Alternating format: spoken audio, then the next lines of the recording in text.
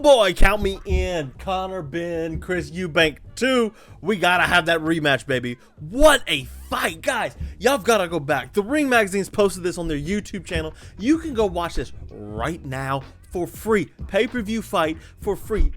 Over 36 hours after the fight. Incredible fight. I obviously didn't know ball, boys, because I was like, Chris Eubank and Conor Benn, two middling fighters that kind of, but I know this in my head that styles make fights.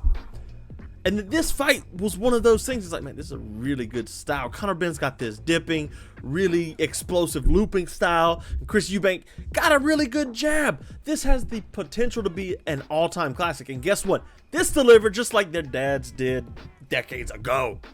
Wow, what a fight. I mean, guys, seriously, you cannot ask for a better fight. The rematch is set for September. There was a rematch clause, and Conor Benn is getting his second shot at this. September, they said, I think Tottenham is where Turki Al-Hashish is wanting to do it. Now, remember, Chris Eubank missed weight this fight, and it cost him, and he had a hydration clause by 0.05 pounds, and I think he's 35 years old or something like that. He's in his mid-30s at least.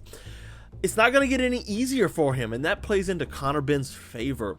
Benn really did look undersized in this fight, and I thought, he did well for his size and the length that Chris Eubank brought to him. I thought he fought well, and he was really, especially early on, timing Chris Eubank Jr.'s jab over the top and really landing heavy. There's a couple moments where Eubank, he real big with his left hand. We're going to talk about his left hand in a second here, but he's real big with his left hand, and Conor Benn's like, okay, I can time that too, and he's hooking with a hooker, and you never want to do that, right? If you're Chris Eubank, and he paid for it. He was wobbled a couple times off of some left hooks. The body work from Conor Benn, magnifique. He's just smashing the body, just going in there, timing the shots, landing in the clinch. No, not really in the clinch, never mind, but he's landing, as he's close, just crippling Eubank, who's already drained, who already has to meet this hydration clause. Like, it was just a brutal fight, and I guarantee you he woke up and he was peeing blood yesterday, because wow, what a fight, guys. Seriously, what a fight. But it was really, I see you can, I thought to myself watching this fight, like, man, you could really make a case for Conor Benn in this fight. Like, you could really make a case because he did all the big damage. Eubank had some really good shots, sure, but it was Conor Benn that was hurting Chris Eubank more. So you can make that case. I'm not crying robbery necessarily, but I am saying, like, there is a case to be made for Conor Benn winning that fight, and color me incredibly intrigued by a rematch. Now, how did Chris Eubank win this fight? Mainly with his left hand.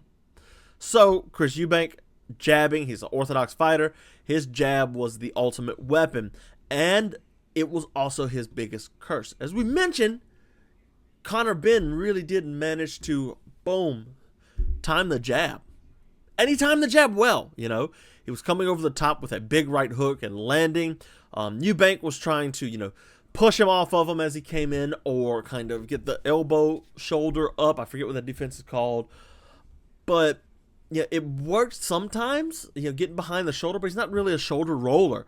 So most of the time, Conor Benn was able to, or not most, but Conor Benn was able to land pretty regularly with the overhand right. The left hook, though, for Chris Eubank Jr. was money. It was perfect. He would manage to jab, and when he threw more than one punch instead of just a jab, because he seemed like he was a little timid to throw a jab after a couple rounds with Conor Benn. He seemed like he was very, very timid to throw more than one shot at a time. And when you're leading with the jab, Conor Benn can either draw the jab out of him, which he did with his forward pressure, like, hey, if I'm coming forward, you have to stop me, right? How are you going to stop me? Oh, you're going to jab. Great, I can come over the top with a right, or I can catch you with a hook leaning off of it, right?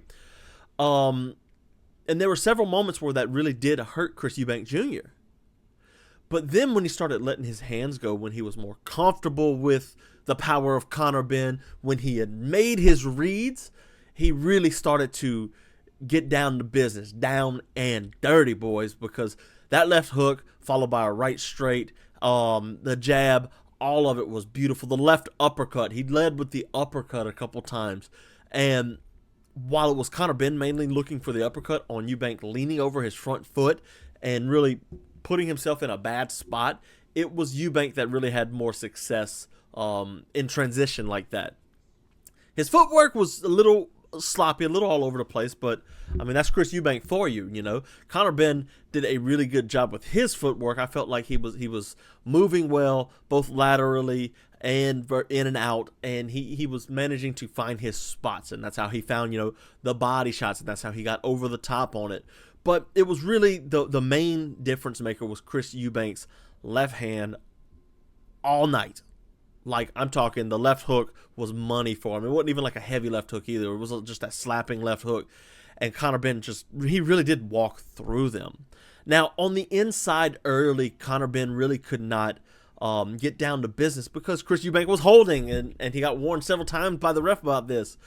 And we saw, like, once Conor Benn was able to get on the inside and really start to work the body, we kind of saw why Chris Eubank was like, while he was holding on, because it's like, man, I don't want none of this guy inside, especially early on with his power. But man, if Ben was able to, you know, get to the inside earlier, I think this fight could have really, really gone his way. And that's going to be something I'm looking forward to in the rematch for this, right? I think Conor Benn has a really good chance to beat Eubank in the rematch. He's only getting older. I said he's, 35 years old? He's mid-30s at least. He needs to really get out there and get the job done. And Conor Benn can do that.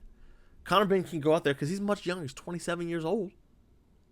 He can go out there and really lay it on Chris Eubank. So the rematch, color me intrigued, man. Like, we need more fights like this. Like, again, I doubted this fight. I'm like, oh, you know, Chris Eubank, we know, not really a jobber, but one of the guys that's, you know, a mid-tier fighter. And Conor Benn, who knows how good he is. Hadn't really fought great people. But, man, I know styles make fights. And the second fight is going to be just as exciting as the first one, just based on that matchup style alone. I really do. And again, I think if Conor Benn can get to the inside and really start to reap havoc there, keep his punches tight with the uppercuts and such in the clinch, he can win that fight. And that would be a great rematch for him to win. That would be a really good name on his resume. The end was really just a slugfest. The guys were just out there just banging each other out, just bah, bah, bah. And Chris Eubank's like, we're letting hands go now. And Eubank quit holding on. Chris Eubank, he quit holding on, and he started to, you know, let his hands go. They were just head-to-head, literally, in the pocket with each other, just exchanging. And I do think Conor Benn was starting to get the better of those exchanges. But I also think Eubank did a good job of hurting Benn, especially in that 12th round where it was the most critical, where you could sway the judges. So really good win, you know. Chris Eubank, he got the dub. I don't know if I completely agree with it how it was, but I thought it was one of those fights to where if they want to run it back, let's run it. We got the rematch clause, so we're going to run it back. Guys, look, this playlist right here, Boxing Podcast, you can follow it and you'll get all of my videos every week, so catch it. We're talking about Teofimo, Devin Haney, Ryan Garcia, Rolando Romero, Arnold Barboza, and Canelo next week. So come on.